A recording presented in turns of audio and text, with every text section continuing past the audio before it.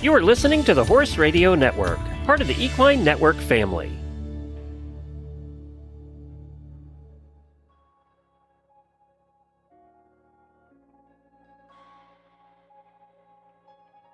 Welcome to the Practical Horseman podcast, featuring conversations with respected riders, industry leaders, and horse care experts. The show is co-hosted by Practical Horseman editors, and our goal is to inform, educate, and inspire. I'm Sandy Olenek, and this is a special edition of the Practical Horseman podcast. Today we're bringing you highlight interviews from the Capital Challenge Horse Show. The show was held September 28th through October 8th at Prince George's Equestrian Center in Upper Marlboro, Maryland. In this episode, we bring you conversations with top riders from 4 of the competition's major finals. The riders talk about their rides and their horses, and we also asked some of them what their favorite training exercises are.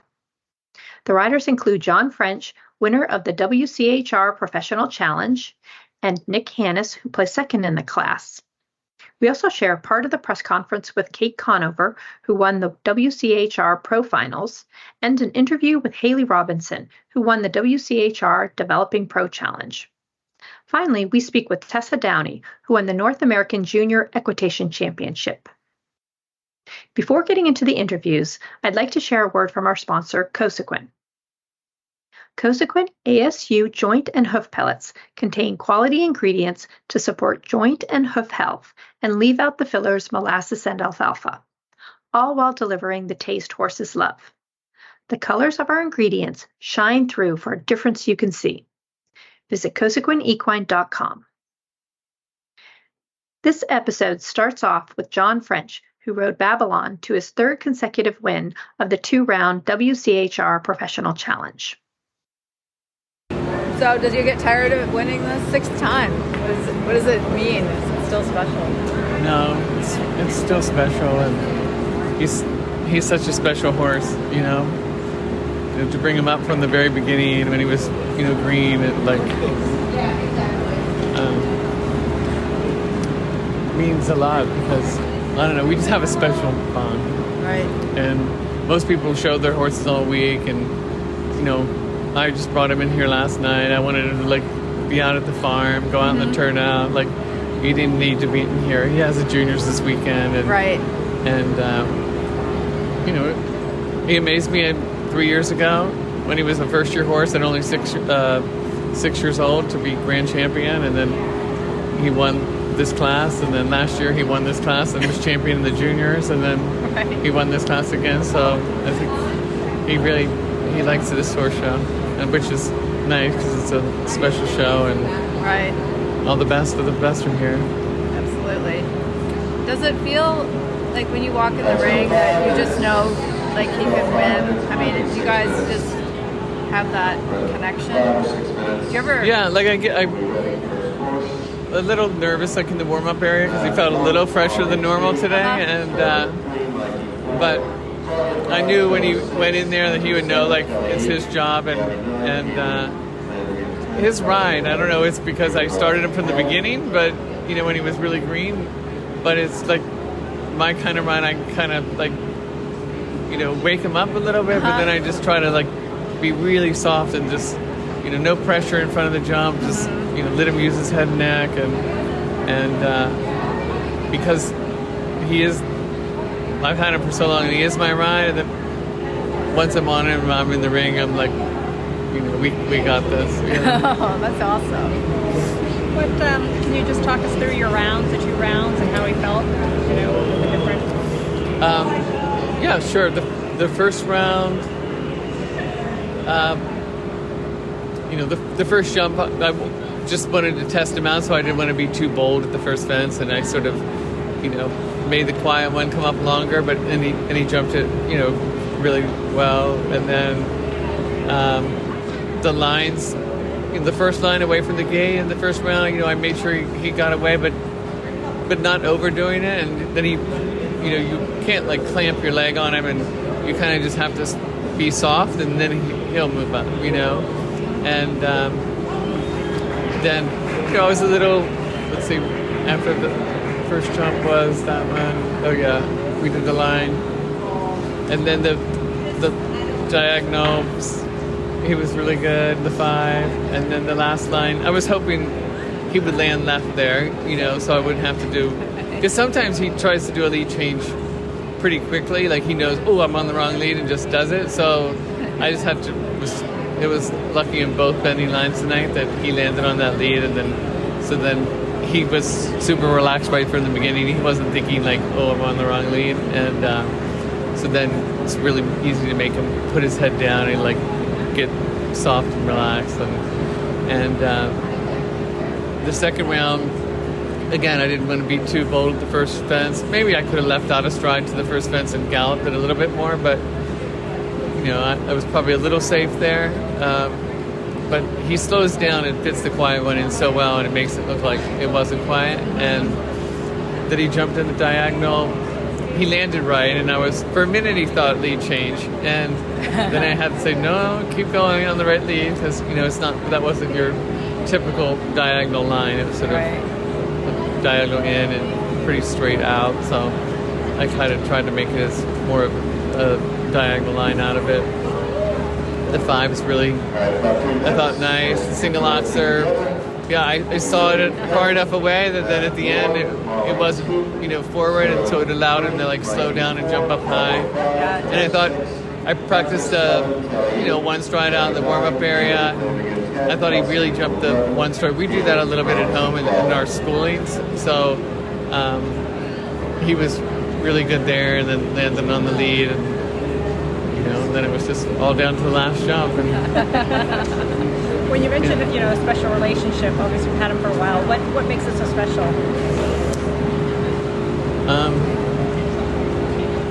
Well, he's the kind of horse, like in the morning, I go on a lot of trails, and if I'm having a bad day or whatever, I take him out on the trail, and I don't know.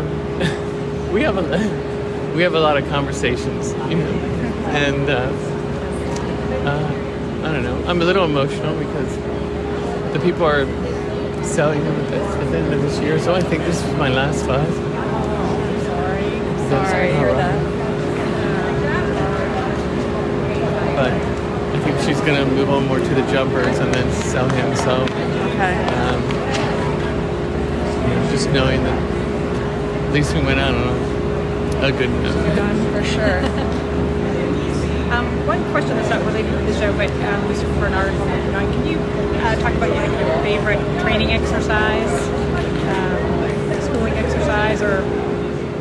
Well, I'd like to do a lot of, like I say, I do, to get them, backing off. I like to do, one stride and maybe put a pole in the middle of each one, to get them to drop their head down and slow down and just, curl each jump.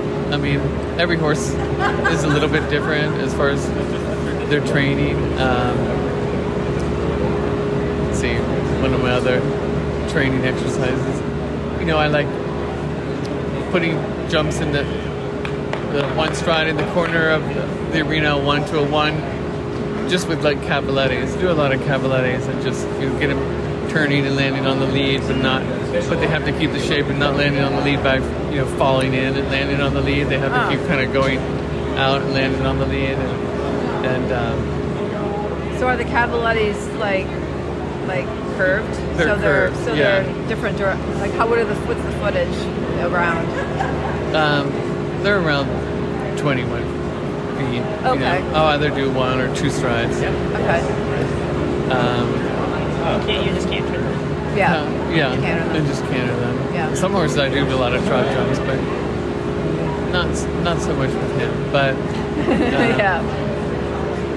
it's just important to take him out a lot, and not just ride him in the ring all the time.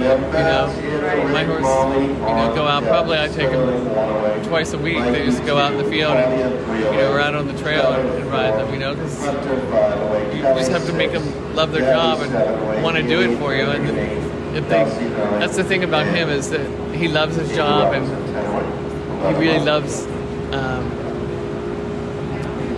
He's like the happiest horse. You never see him like pin his ears back or he just never does that. He's never ever given any kind of crankiness, except for like he has to go to the bathroom or something when you're on him. Right. He's like, and he's a funny horse that he usually every morning when I take him out, the first thing we do when we go out is he whinnies, and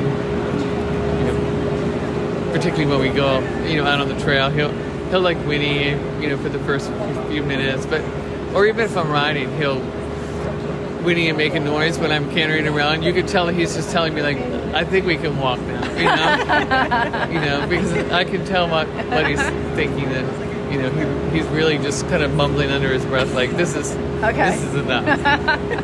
But he does kind of mumble under his breath a little bit. Is that part of the conversations you have? Yeah, part of it. Oh, that's great. Any other conversations that you have that you can share? No, I just, because he used to be a nervous horse when he was young. He was a little bit spooky and everything. So even in Florida, I would take him out on the trails. And I think he really knows my voice really well. Maybe that's why he's always mumbling under his breath. But,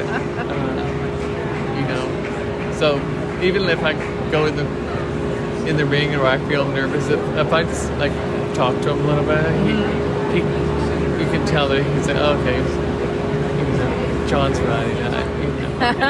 But he's great for his owner as well and the juniors. But I really haven't shown him, but maybe like 3 or 4 classes this whole year, because he doesn't really need it. I just save it for like a special class or something. And but his owner rides the juniors and rides them super well, and though I ride him a lot because she lives in Las Vegas, but showing wise,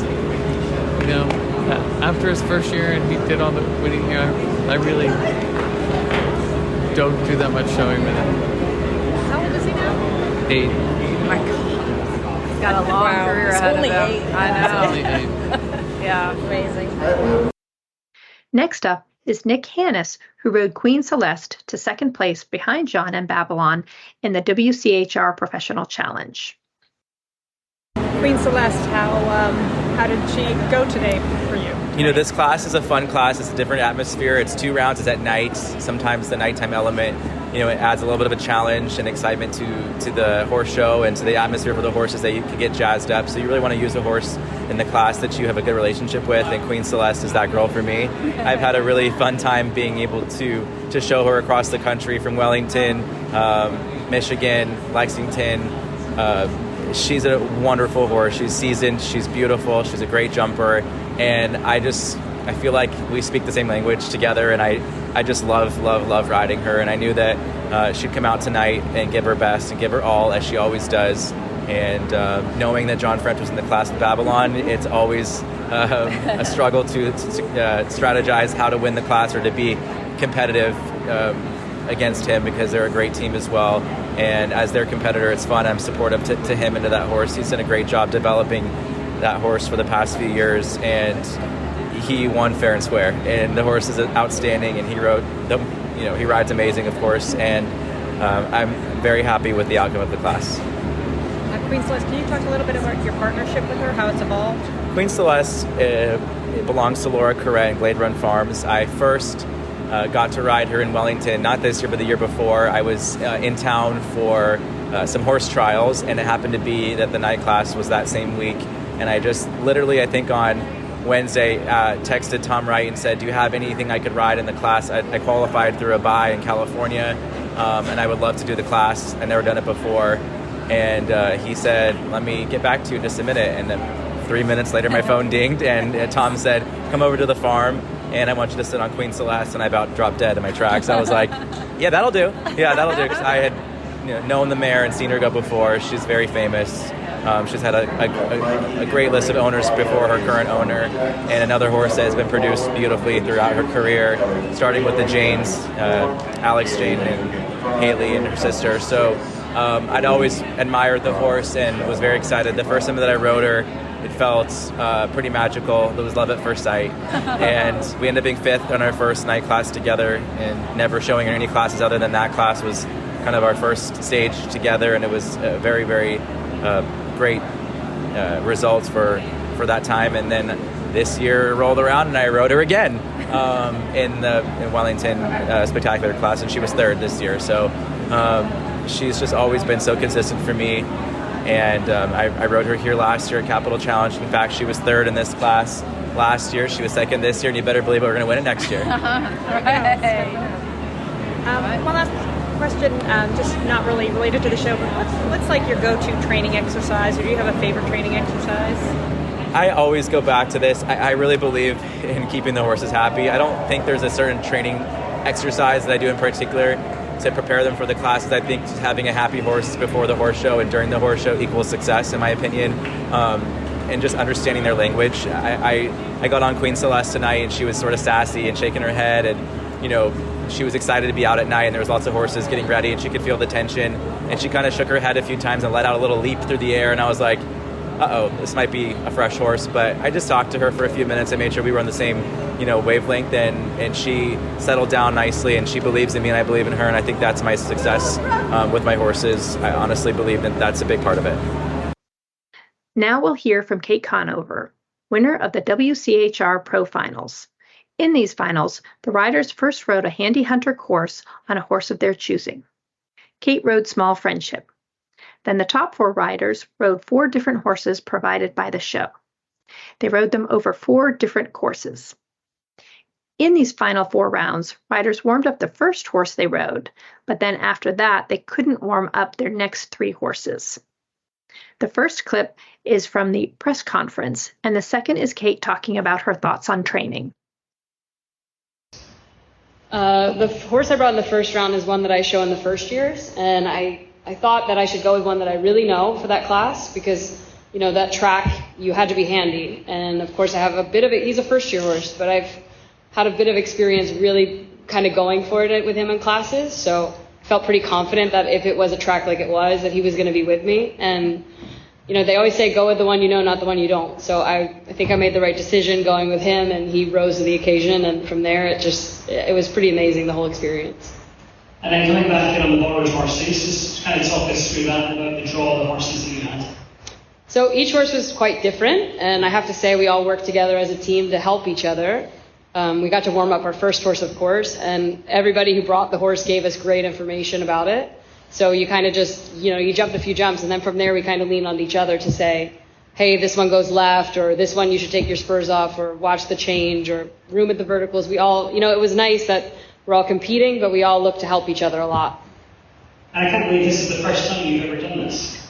Yeah, it's been I have to say, as everybody knows here, like I go through phases where I show a lot, but this year's been a little different. My brother passed away in January, and I kind of just changed my focus to riding for my family. My mom really loves it, so I know she's watching, and I can't call her yet because I'll cry, but I know I made her really proud, and I know my brother's watching, and it just was something that I kind of focused on right away, he died January 13th.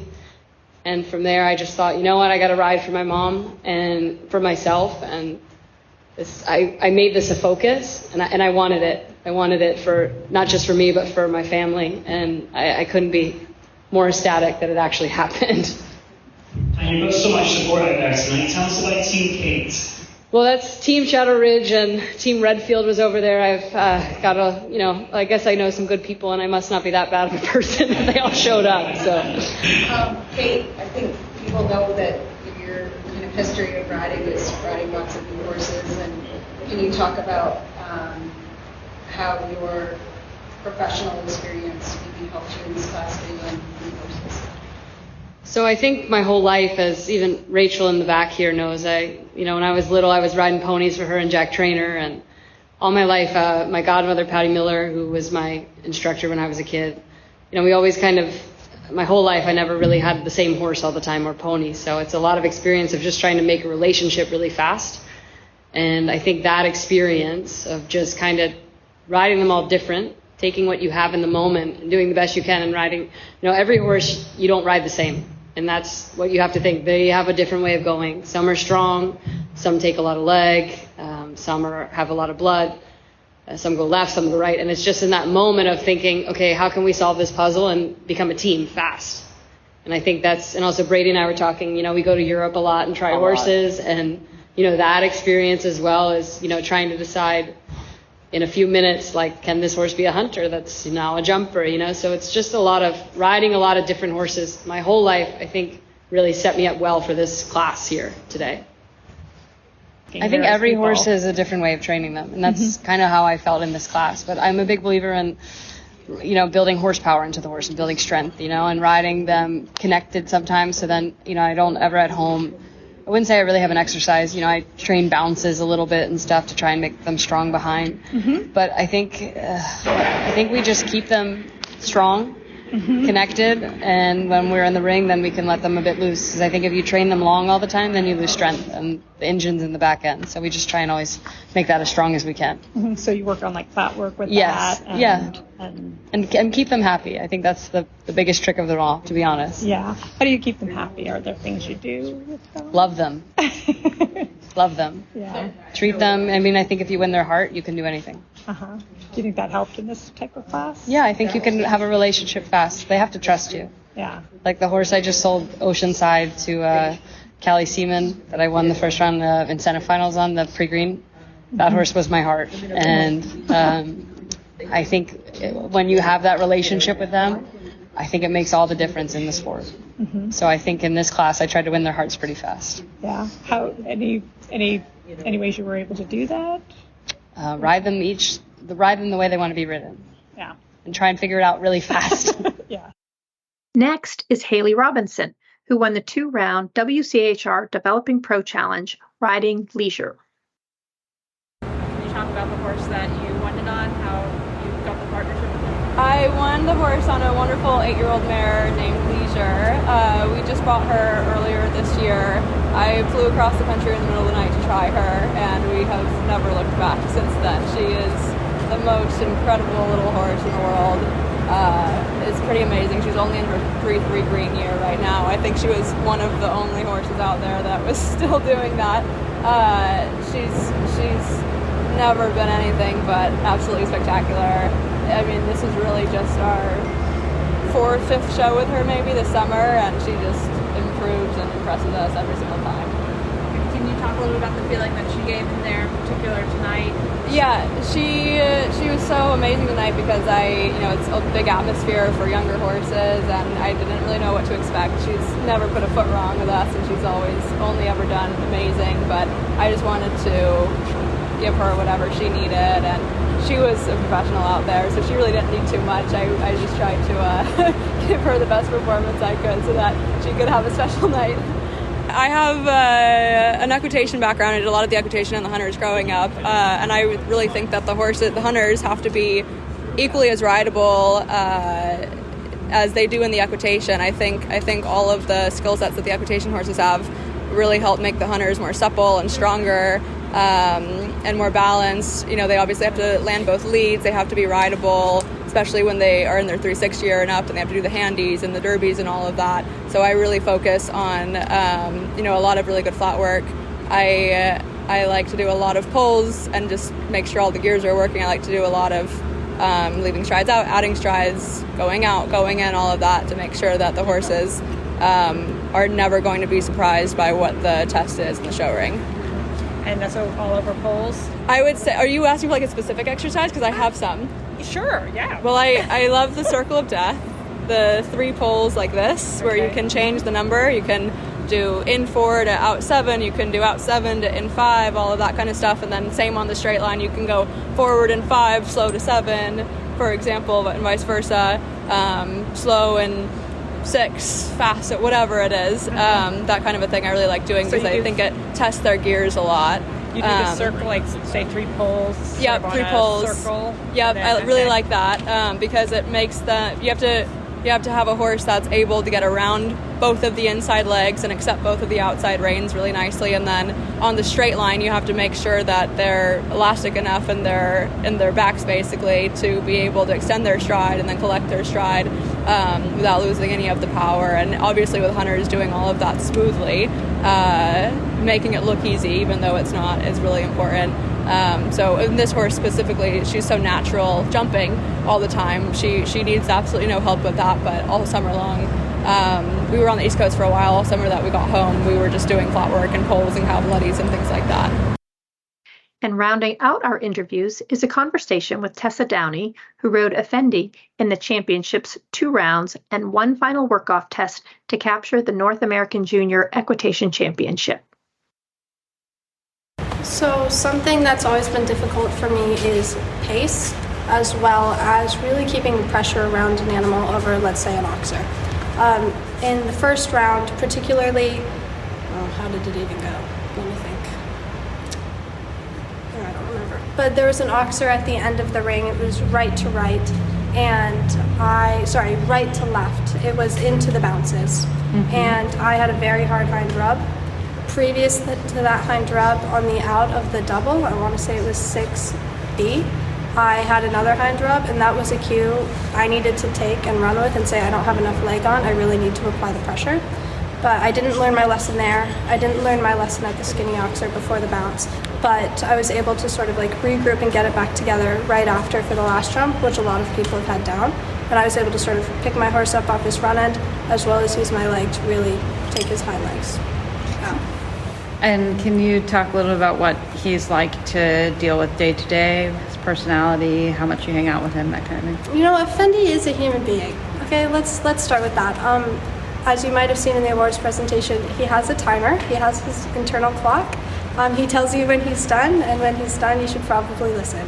That's best for everyone, but honestly, he's amazing. He shows maybe 5 to 10 times a year just because that's how special and important he is. And honestly, you know, his preparation isn't drilling. You know, you won't ever see people doing shoulder ins at 5 in the morning on him, because it's your responsibility as a rider to know him well enough to know that like he has your back.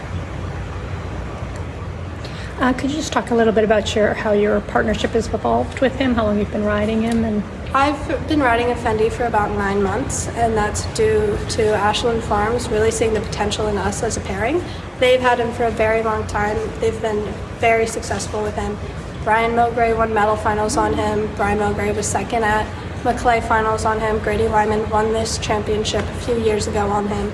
They know him very well, and Ken got him back from a lease and paired us together at the Maclay finals last year was when I first sat on him. And I'm just grateful that he had trust, confidence, and faith in me that I could, you know, really figure this animal out and make it work. Thanks for listening to this special episode of the Practical Horseman podcast, featuring highlights from the 2023 Capital Challenge Horse Show. And a big thank you to the episode sponsor, Cosequin. You can subscribe to the Practical Horseman podcast on Apple Podcasts, Spotify, Stitcher, or wherever you listen to your podcasts. While you're there, please rate and review the show. Also, tune into our mini-sode series, The FOD Pod, where you'll hear audio lessons from our favorite Practical Horseman on-demand clips. When you tune into the FOD Pod, listen close for a promo code for 15% off your Practical Horseman on-demand subscription. Thanks again for joining us. I'm Sandy Olenek, and you've been listening to the Practical Horseman podcast.